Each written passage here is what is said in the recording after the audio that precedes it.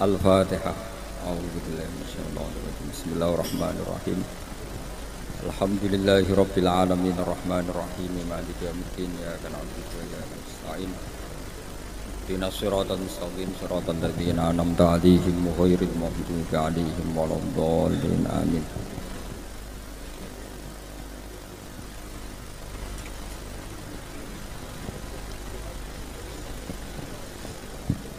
Rabbi syrah li sadri wa yassir li amri wa hlul 'uqdatam min lisani yafqahu qawli.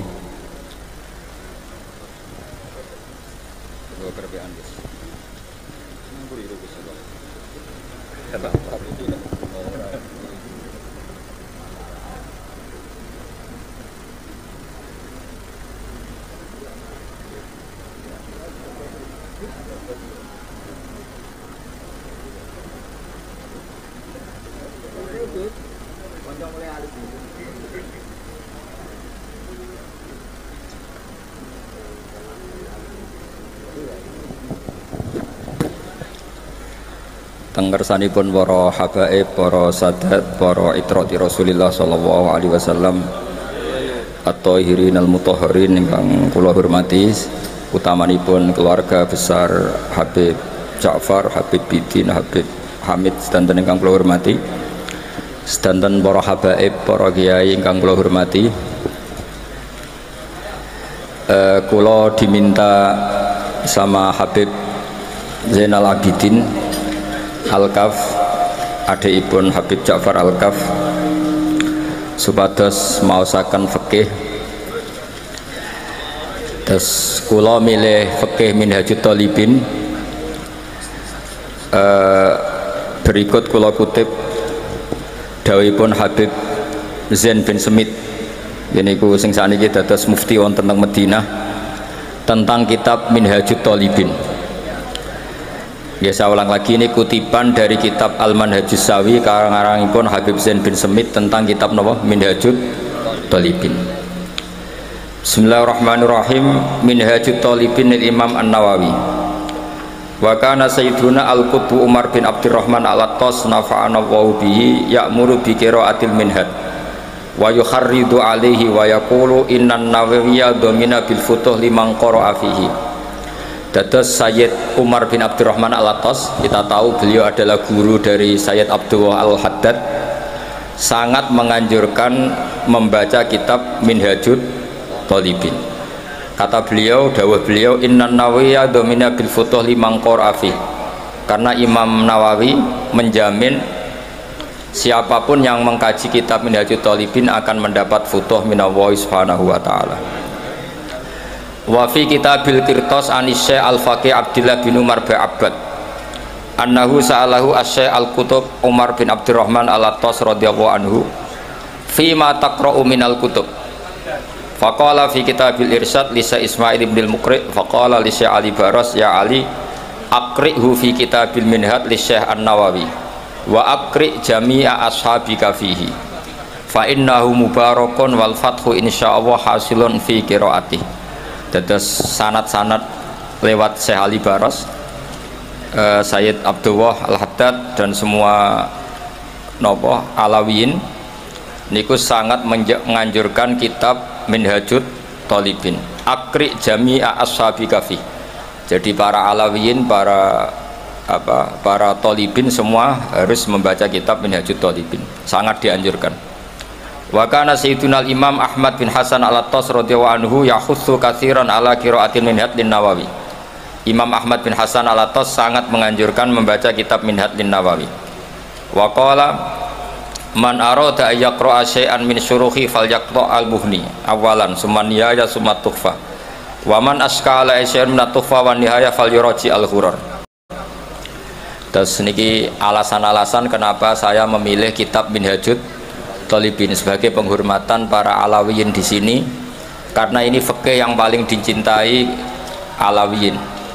Sampai Syekh Ali Sohibu Simtid Duror itu mulazamahnya juga kitab Minhajut Thalibin, karena abahnya beliau Muhammad adalah mufti Syafi'iyah, yang dipakai juga kitab Minhajut Thalibin. Jadi yang sekarang cucu-cucunya di Solo, sekarang ada Habib Muhammad bin Husain bin Anis bin Alwi bin Ali bin Muhammad. Muhammad ini muftis Syafi'iyah dan beliau adalah juga guru-gurunya Mbah Hasyim Asy'ari. Terus dulu Sohibul I'anah Sayyid Abi Bakar Sato punya teman akrab itu mbah-mbahnya Habib Anis Solo. Semuanya ngaji sama Sayyid Zaini Dahlan. Yang satu ngarang I'anatul Thalibin, ada juga Alawi bin Ahmad yang ngarang Tarsihul Mustafidin.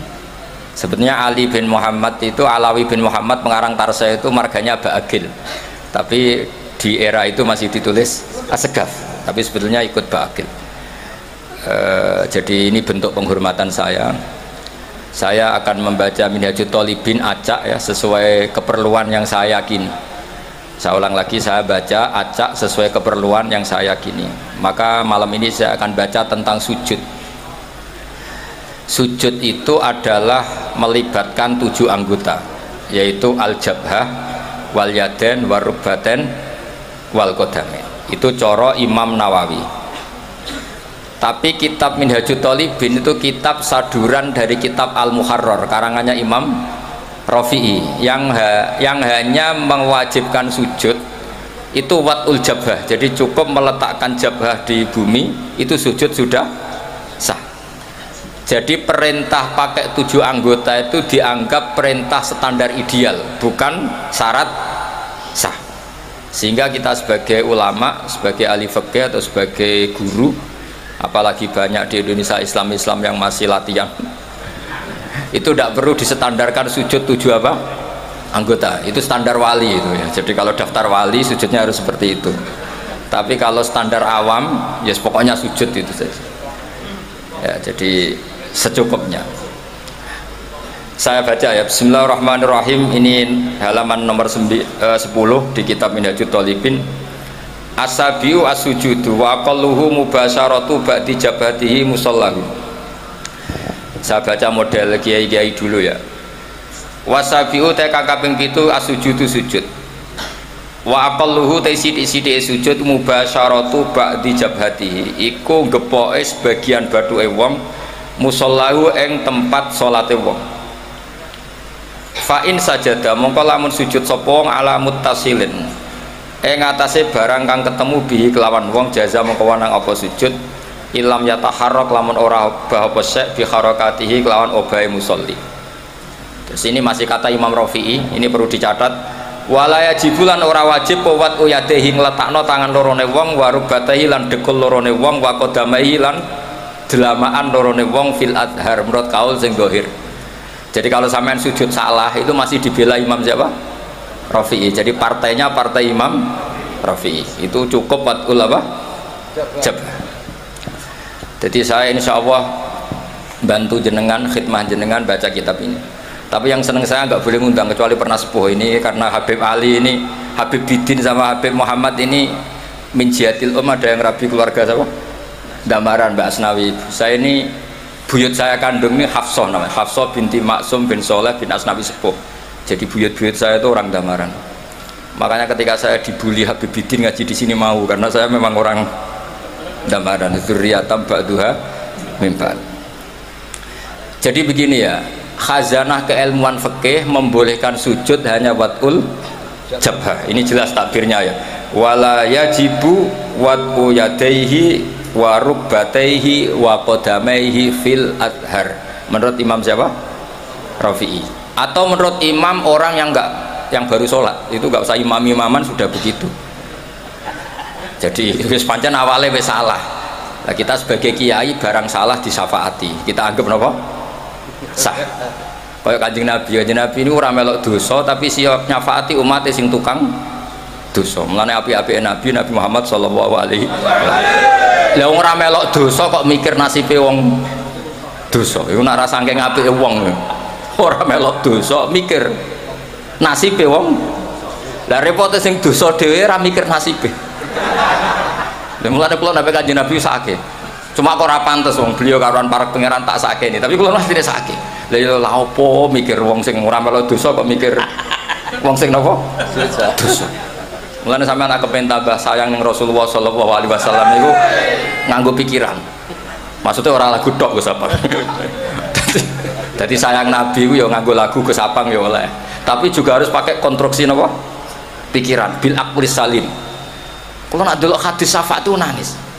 Lha ora melok dosa kok mikir nasibe wong dosa. Wong mestine mlebu swarga awal mundur gara-gara demi umatnya sing kagian dosa. Wala saufa yu'tika rabbuka fatardo. Muhammad, kamu akan dikasih Tuhanmu kemudian Anda puas. Fatardo itu ridho, itu puas.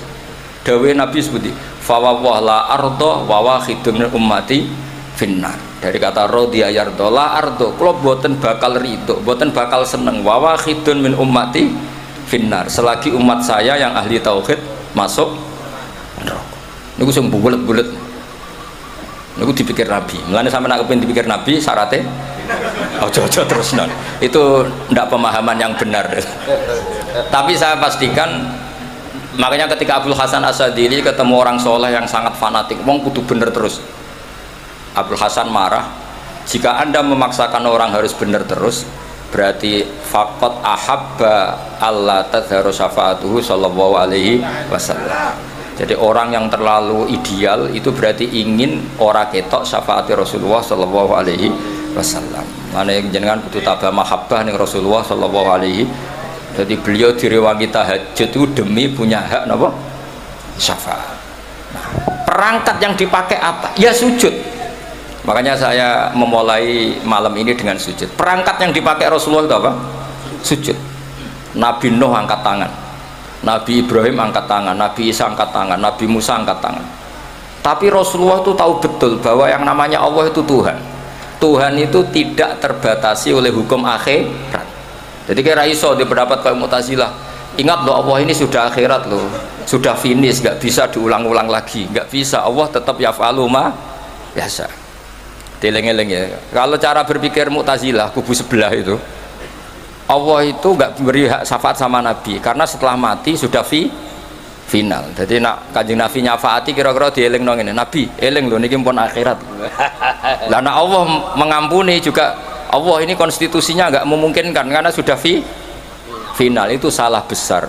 Dunia dan akhirat tidak bisa membatasi Allah Subhanahu wa ta'ala. Allah tetap sebagai Tuhan meskipun di akhirat dan tetap ala kulli syai'in qadir.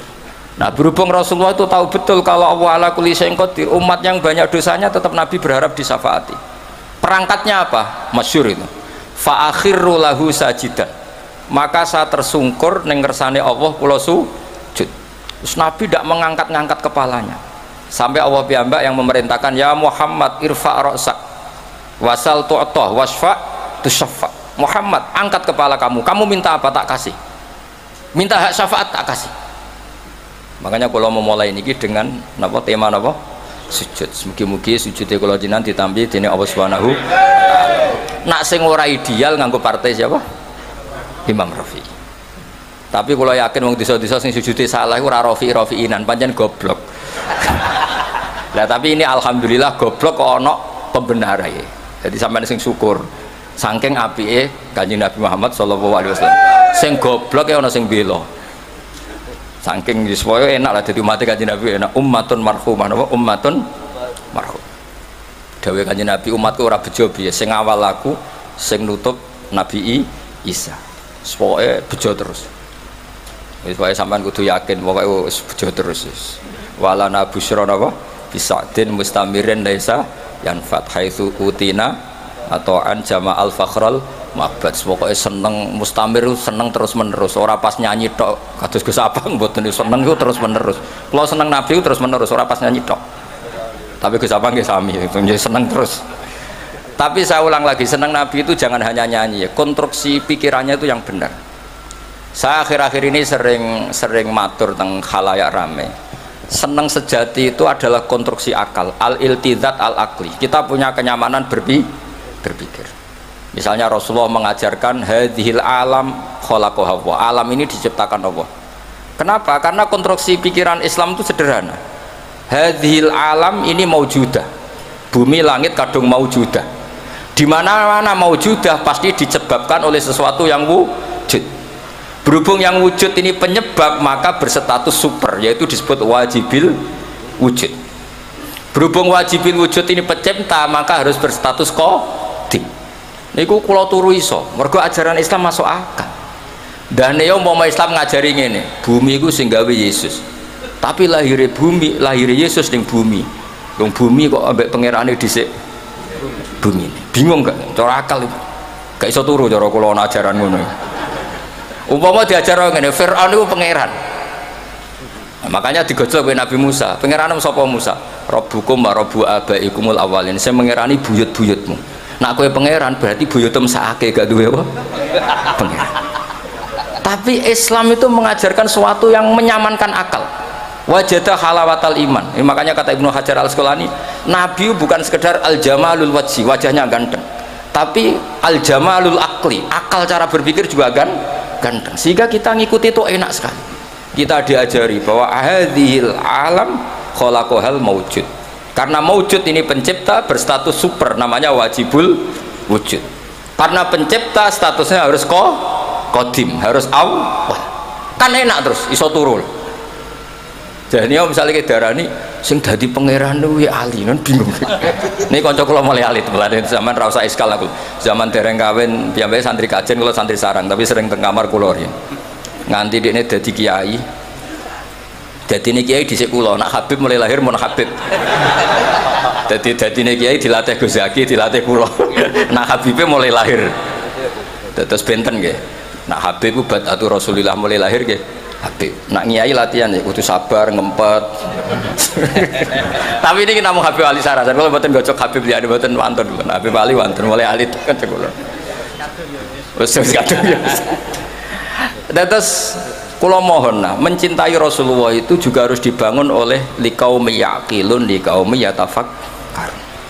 Masalah sosial juga gitu. Rasulullah itu ngajarkan kowe cong nak iman be Allah be hari akhir mulyakno tangga, mulyakno tamu, ambek bojo sing apik, ambek anak sing apik. Sehingga banyak pakar mengatakan laulam yakun maja'a bi Muhammadun dinan lakana fi aqlin nasi hasanan. Andai kan Muhammad tidak mengatakan itu agama, akal manusia pun mengatakan semua yang dibawa itu baik. Ya, ajaran kok enak ngono mbek kanca hormat, sing lomo mbek tangga, sing lomo mbek anak, aja gampang suudon mbek wong liya. Itu andai kan di atas namakan agama, akal pun menerima. Begitu juga ajaran tentang Allah itu qadim, Allah itu al-awwal. Di mana-mana pencipta ya lebih mendahului yang diciptakan. Coba misalnya agama ini cerita sing dadi pangeran si A lahirnya ana taune 2000 piro, terus bingung. Wong pangeran kok duwe tanggal apa? Lahir. Mulane kula nu saged turu. Mulane kula niku korban ayam terus sering turu kula mergo duwe agama sing menyenangkan pikiran. Umpama agama iki konsep sing gak masuk akal, ra iso turu aku ya. Ya mau misalnya sing didarani pangeran niku sing lahir di bumi. Mosok pangeran mbek sing dipangerani dhisik sing di pangerane. Lah niku sing disebut al-jamalul aqli. Terus Islam itu bukan sekedar ngajak, Rasulullah itu bukan sekedar punya al-jamalul wajhi, tapi juga punya al-jamalul aqli. Sehingga Nabi itu kalau debat itu tidak pernah kalah. Meskipun ratau bahsul masail. Bahsul masail dipimpin Surya ya lucu no. Masa Rasulullah dipimpin apa? Surya. Rasulullah nate ditangkleti, nate dawuh al-qatil wal maqtul finnar, yang membunuh maupun yang dibunuh sama-sama masuk neraka. Terus ditanya, hadza al-qatil fama balul maqtul, oke yang membunuh di neraka, lalu dosanya yang terbunuh apa ya Rasulullah? Kata Rasulullah, innahu kana harison ala qatli sahibi. Jika sesama muslim saling perang pakai pedang, sebetulnya semuanya mentalnya qatil, mentalnya semuanya pembunuh, cuma yang terbunuh sial saja tapi mentalnya pembunuh. Jadi enak caranya jawab Nabi, kenapa yang maktul juga masuk neraka? Sebetulnya mentalnya dia qatil, pembunuh. Ya jelas ya, kayak apa cerdasnya Rasulullah. Makanya juga alami al-jamalul aqli, akalnya juga nyaman dan mudah diikuti. Jadi sekolah suwon, kenapa Nabi masih minta syafaat di akhirat? Karena Nabi perso bahwa akhirat tidak membatasi kudroy Allah Subhanahu wa ta'ala. Ojo kaya kubu sebelah iki akhirat wis ora ono syafaat, ora ono donga wis mati ya wis ora iso ditambahi ngamal. Wong pangeran kok dibates. Betes. Wong kholi para habaib, para kiai ndongakno. Ndongakno matur pangeran. Nah wis ning pangeran ya terserah pangeran ala kulli syai'in. Dir pangeran kok disemprit. Awas loh ya Allah, ini sudah finish loh. Ingat loh aturannya.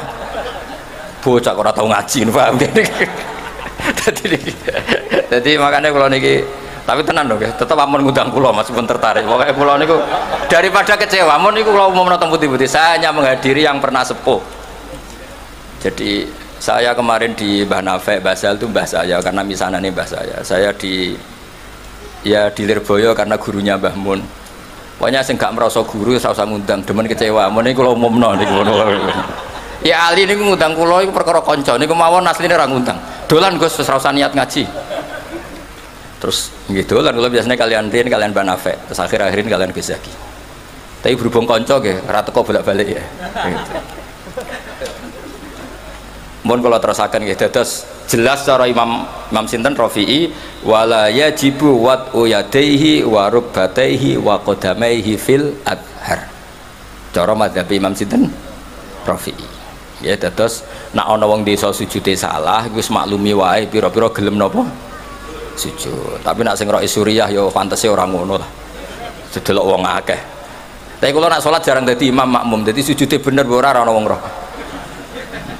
Dadi imam resiko disawang ya.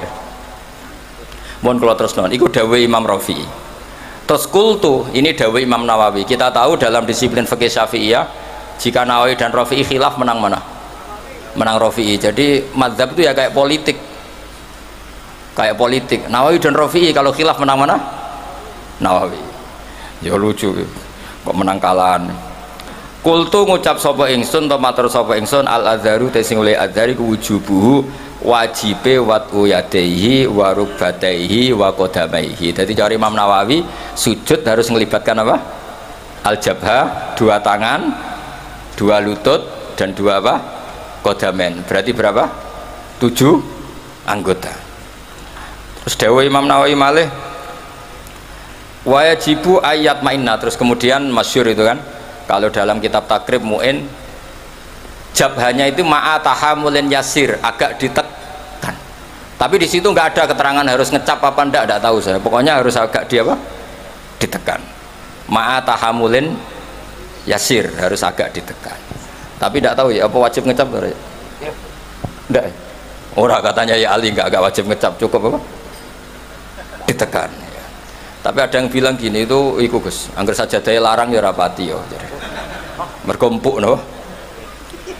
Tapi yang disepakati ulama begini ya, saya akan cerita tentang sujud. Saya ini meskipun modern, saya itu modern sekali. Artinya modern itu ya gaul lah, saya itu milenial lah. Tapi kalau saya ilmu itu sangat konvensional.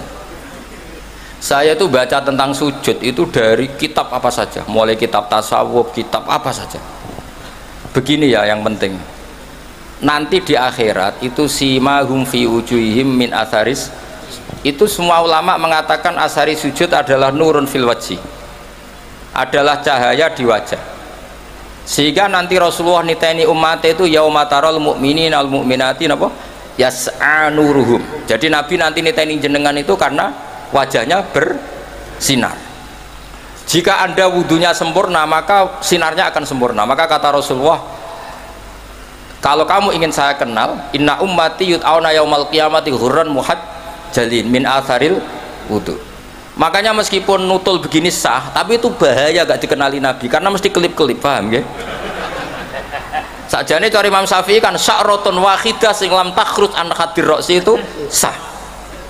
Jadi nak rambut keliwiran di sini dikasih apa air gak sah karena keluar dari batas kepala. Tapi kalau di sini sah meskipun sya'ratun wahidah, tapi resikonya nanti kelip-kelip. Kalau kamu ingin sempurna gini, tak beri sanad. Saya diajari Mbah Mun diajari Said Alawi sampai Rasulullah. Kalau ingin sempurna gini, semua guru-guru kita ngajarin gini. Gini. Jadi enggak ini praktekkan. Kita praktekkan ya. Gini ya, gini. Ya. Kembalikan lagi begini. Ya, jadi apa? Bedani. Gimana? Gini loh ya, ini gini ya, ini sampai apa?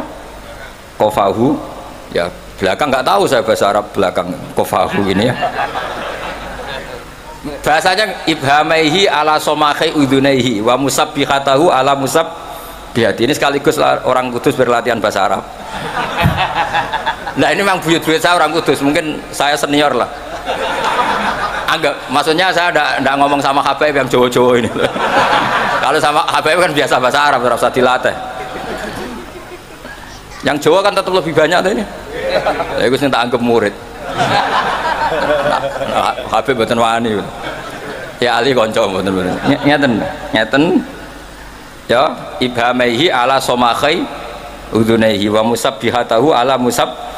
Terus semua yumirru hakada. Macamnya pun yumirru karena amarro yumirru itu syaratnya jadi kiai harus bisa sorof ya. Amarro yumirru apa? Imroron.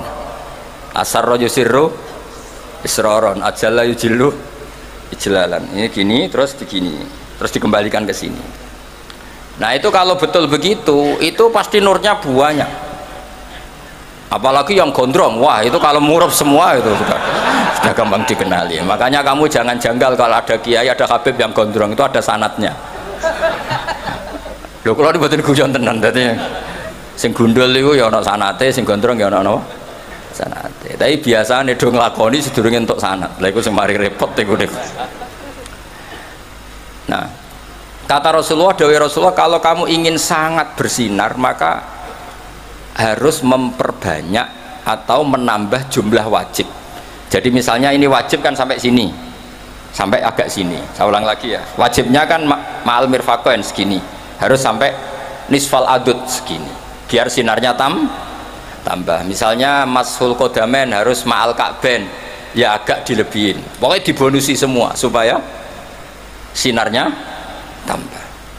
Itu saja setelah punya nur semua. Orang-orang soleh masih ngendikan Rabbana atsmim lana nurna. Rasulullah yang sudah nur, saya ulang lagi, Rasulullah yang sudah nur masih berdoa, oh maj'al fi amami nuran wa nuran wa min tahti nuran, sampai terakhir waj'alni nuran, ya Allah depan saya ada nur. Maka kita mengenali Nabi itu mudah sekali, karena wajahnya nur, dadanya nur, belakangnya nur, semua Rasulullah itu nur nanti di akhirat.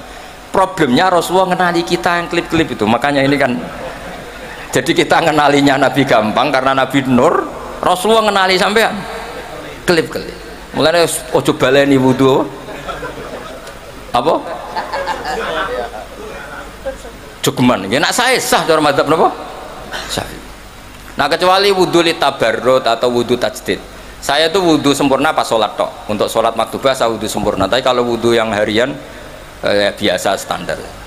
Ya jelas ya. Jadi apa sanat-sanat kita sampai caranya wudu itu diajarkan. Napa diajarkan. Jadi termasuk saya diajari guru-guru saya caranya tadi.